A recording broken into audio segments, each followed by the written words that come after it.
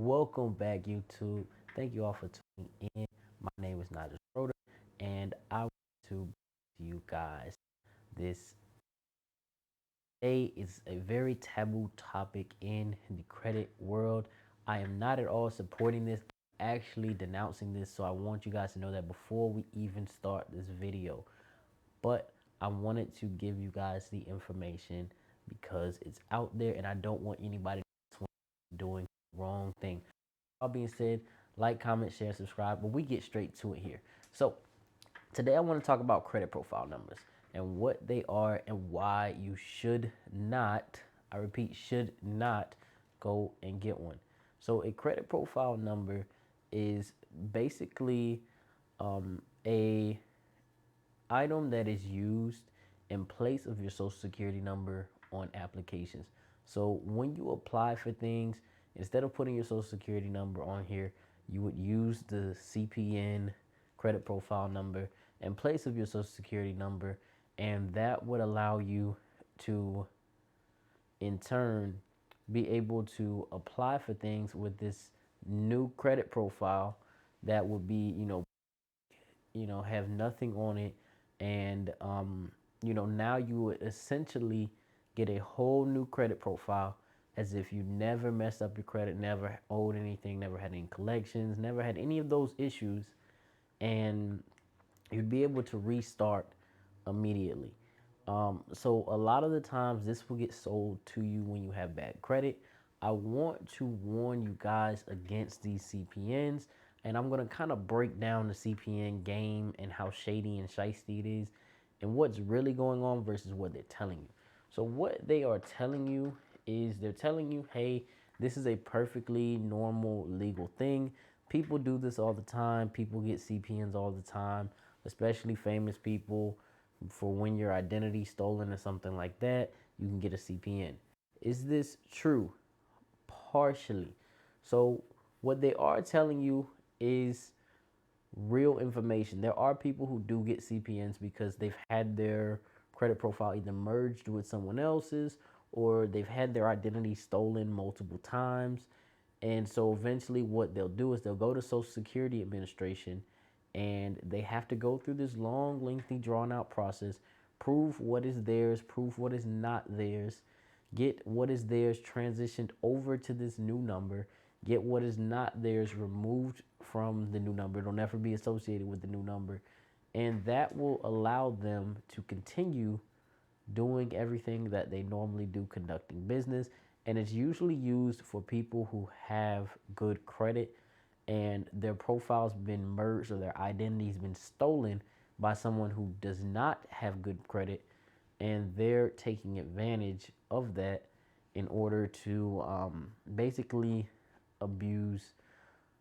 Basically, they're taking advantage of that not to abuse, but because it is something that they truthfully need. Now, what you're seeing out on YouTube and out on all these other platforms with people offering you CPNs, these people are not the IRS. These people are not Social Security Administration. If you're not getting your CPN from Social Security Administration, it is fraudulent. It is illegal. I'm going to tell you what's happening. And if you feel okay with doing this, then that's completely your prerogative. But I do not, because I know what's happening. So what happens with CPNs is people go and they steal other people's social security numbers. Now, there's a trick to how they do it. There's three main ways that they can get a CPN. So way number one is grandma just died. Grandma hasn't used her credit in years. Her credit profile is blank. Let me go and get grandma's credit card, or get her social security card, and sell her social security number to someone else. Because her profile is blank, there's no way for the credit bureau to in turn say, oh, this is fraudulent or anything, because when a credit profile is blank, all the credit reporting agencies do is literally house data. And remember that data gets turned over every 7 years. So because her profile is blank, there's nothing on that profile. What happens is they take that number, they sell it to you as a CPN, when it's really just a dead person's social security number, and you go out and you use that number. Um, Now, another thing that they may do is they may get a social security number for a child and give it to you as a CPN. So, my sister has 6 kids. Let me go to my sister, get her kids' social security cards, sell you their social security number as a CPN. And, if these are young kids, you could play this out for years, especially with infants.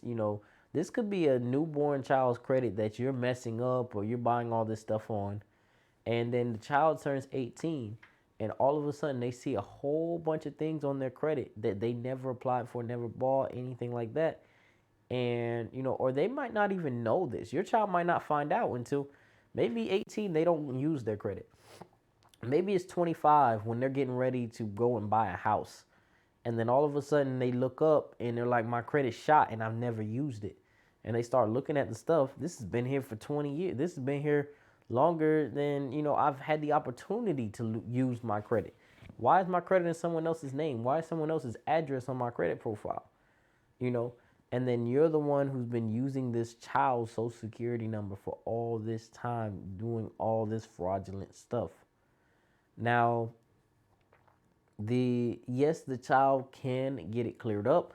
No, it's not an easy process, and it could potentially backfire in a lot of ways. Now, the last way is people have what are called CPN generators. Now, what they are is they're really not generators. What happens is there's a website that will tell you basically what numbers or what codes social security numbers can start out with. There's also generators that can give you a randomized number starting with those codes. So, say the code for your state is 761. So it starts off that social security number with 761, comes up with the other numbers, and shoots it back in this generator. Now they send it to you haphazardly. They've never tested this social security number. They don't know if it's real. They don't know if it's fake, whatever. Only thing they know is that the generator scanned it and gave it to them. Now, generally speaking, if they're using a good generator and they're good at doing what they do in these illegal practices, then yes, the code will be a blank code. So it'll either be a code that hasn't been used yet, which will eventually be someone's child's code, or it will be a code from someone who is deceased, or it's just something that this computer system is creating. Now, what happens with all these CPNs and how does this affect you? And why am I telling you not to get a CPN? Here's why I'm telling you not to get a CPN. If you are caught using this credit profile number, you go and buy a car on this CPN, you go buy a house on this CPN, you go get a bunch of credit cards on the CPN, you don't pay them back, anything like that, even if you are paying them back. It's just if you don't pay this stuff back, it makes the companies more skeptical and they're more likely to come after you. But even if you do, if something trips the system, say that you bought this CPN, it was for a 16-year-old kid. You went and bought a car. The car has, a 72-month finance term. The kid turns 18 and they see that they got a car on their credit. So they call and report it as fraud, and then the company has all of your information.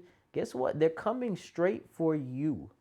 That you're going to be their target. You're going to be their goal to hit because you are the one who's fraudulently misrepresenting yourself and using, misrepresenting yourself and using someone else's social security number. So the person who gave you that number, yes, you can rat them out. Is it going to help? Not necessarily, because it's really hard a lot of the times with how these companies or these people operate to even catch up with these people. And you're the one who's been caught red-handed in crime. So even if you give that person up, there's still the potential that you're going to face jail time, you're going to face fines, you're going to face a lot of other things for doing these fraudulent scams. So, as always, I just wanted to give you guys the best information, tell you guys the truth behind it, and make sure that you guys keep your eyes open for other credit scams like this. As always, thank you all for watching. Thank you all for staying tuned in, and we will see you guys in the next video. Peace out.